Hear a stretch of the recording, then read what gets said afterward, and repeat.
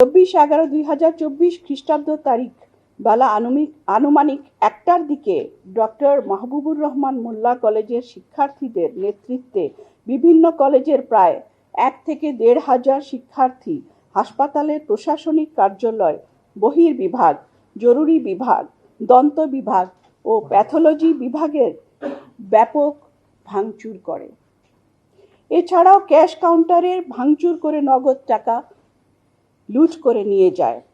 হাসপাতালের অভ্যন্তরে দেশি বিদেশি ছাত্রছাত্রী, সাধারণ রোগী ও কর্মকর্তা কর্মচারীদের আর্থিক সেবায় নিয়োজিত পূবালী ব্যাংকের শাখাতেও ব্যাপক ভাঙচুর করে।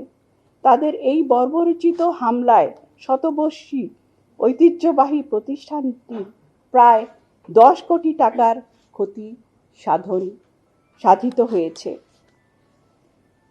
পেশাগত MBBS পরীক্ষা চলাকালীন অবস্থায় কলেজ ভবনেও ব্যাপক ধ্বংসযজ্ঞ চালায় এবং ছাত্রছাত্রীদেরকেও শারীরিকভাবে লাঞ্ছিত করে। এখানে উল্লেখ্য যে ঢাকা ন্যাশনাল মেডিকেল কলেজের ছাত্রছাত্রী, শিক্ষক মণ্ডলী ও কর্মকর্তা কর্মচারী বৃন্দের এই ঘটনার সাথে কোনোরূপ সংশ্লিষ্টতা ছিল না।